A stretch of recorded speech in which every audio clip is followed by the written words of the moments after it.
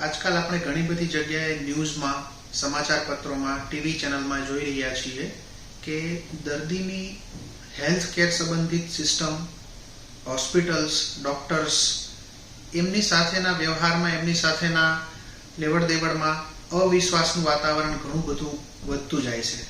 ઘણા બધા કેસીસ એવા આપણે થોડા સમયમાં ન્યૂઝમાં જોયા કે જેમાં દર્દીની કહેવાતી ખોટી ટ્રીટમેન્ટ અથવા ટ્રીટમેન્ટ બાબતે ઓછી જાણકારી આપ્યા વગર કોઈ ઓપરેશન કે પ્રોસિજર કરવામાં આવે, અથવા તો પ્રોસિજરમાં કોઈ પણ પ્રકારની નેગ્લિજન્સી રહી અને દર્દીને નુકસાન થતું હોય, દર્દીનો જીવ પણ જઈ શકતો હોય, ત્યાં સુધીના સમાચારો જોવા સાંભળવા મળે છે.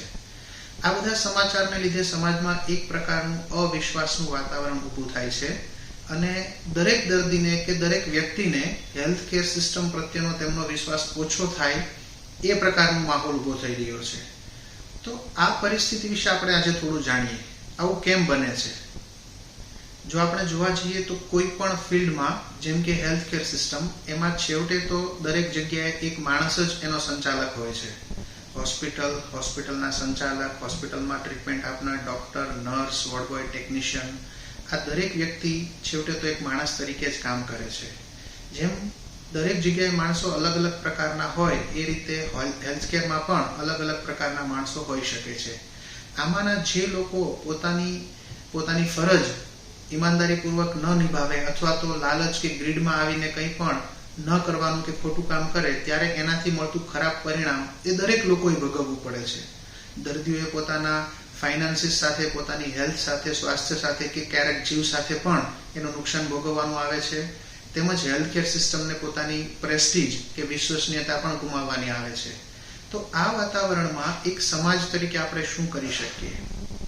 આપણે આવી બધી નુકસાનકારક બદીઓથી કઈ રીતે બચી શકીએ? એક દર્દીએ અથવા એક ફેમિલીએ જ્યારે પોતાના ફેમિલીમાં જરૂર પડે ત્યારે હેલ્થ કેર સિસ્ટમ એમના માટે સારામાં સારી રીતે ઉપયોગી થઈ શકે એ માટે શું સાવચેતી રાખવી જોઈએ?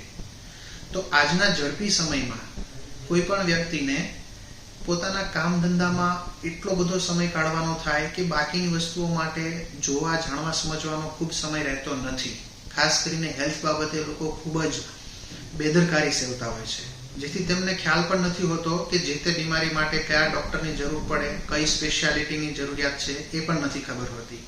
તો દરેક વ્યક્તિએ એક સામાન્ય ખ્યાલ રાખવો જોઈએ કે શરીરમાં થતી અલગ અલગ બીમારી માટે અલગ અલગ પ્રકારના સ્પેશિયાલિસ્ટ હોય છે. દરેક સ્પેશિયાલિસ્ટમાં પણ શહેરની અંદર ઘણા બધા ડોક્ટર્સ અવેલેબલ હોય છે. જ્યારે આપને કોઈ પણ પ્રકારનો પ્રોબ્લેમ થાય તો એના સ્પેશિયાલિસ્ટ પાસે જતી વખતે થોડું હોમવર્ક કરી રાખવું જરૂરી છે કે જે તે ડોક્ટર પાસે જઈ રહ્યા છીએ એમનો અનુભવ કેટલો છે, એમનું શિક્ષણ, એમની એક્સપર્ટીઝ, એમની ડિગ્રી કઈ છે, એમના કેટલા વર્ષથી પ્રેક્ટિસ કરી રહ્યા છે અને એમના દ્વારા ટ્રીટમેન્ટ થયેલા કોઈ પણ દર્દીઓને આપણે ઓળખીએ છીએ કે નહીં, અને એમાંના કોઈ પણ દર્દી પાસેથી જો આપણે પહેલા પ્રતિભાવ લઈએ તો આપણને આગળ ટ્રીટમેન્ટમાં ઘણી સરળતા રહે છે. આજકાલ ડિજિટલ ટેકનોલોજીના યુગમાં ઘણા બધા ઇન્ટરનેટ પ્લેટફોર્મ ઉપર પણ ડોક્ટર્સ વિશેની ઘણી બધી ડિટેલ્સ અવેલેબલ હોય છે, જેમ કે ગૂગલમાં, વેબસાઇટ્સમાં બધે ડોક્ટર્સના રિવ્યૂ અને આગળના અનુભવો પણ લખેલા હોય છે. દર્દીઓને જે પણ પ્રકારના અનુભવ થયા હોય એ આપણને ડોક્ટર પાસે જતા પહેલા જ જોવા, સાંભળવા મળે છે. આ બધા હોમવર્ક સાથે જો આપણે ડોક્ટર સિલેક્ટ કરીએ તો પ્રોબ્લેમ આવવાનો ચાન્સ ઓછો થઈ જાય છે.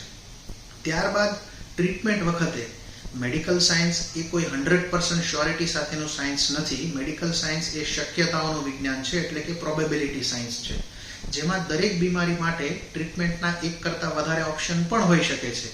આ ઓપ્શન્સ વચ્ચે રહેલો ફેરફાર એ અલગ અલગ રીતે દર્દીઓને નુકસાન કે નફો પહોંચાડી શકે છે.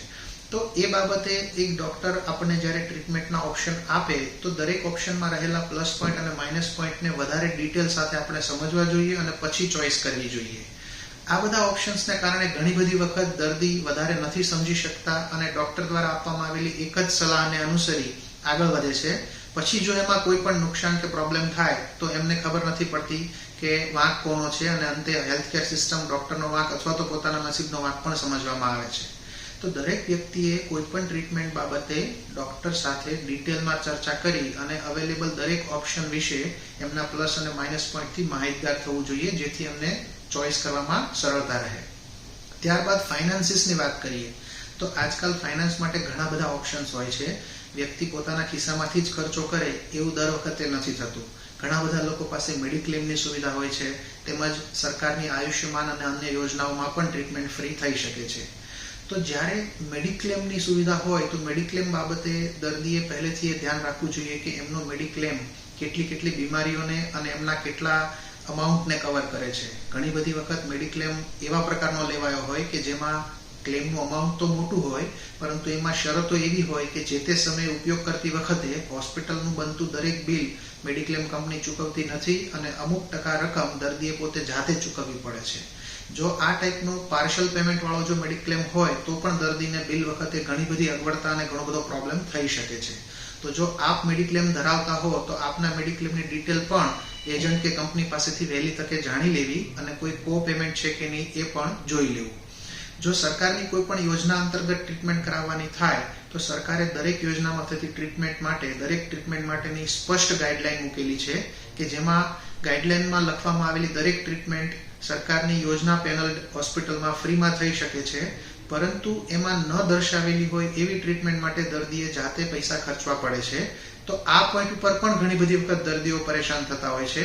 એવો આયુષ્યમાન કાર્ડ ધારક હોવા છતાં અમુક ટ્રીટમેન્ટ કાર્ડ અંતર્ગત નહીં થવાથી એમને બિલ ભરવાનું આવે ત્યારે પણ ઘણી બધી વખત હોસ્પિટલ અને ડોક્ટર વચ્ચે તકરાર થતી હોય છે.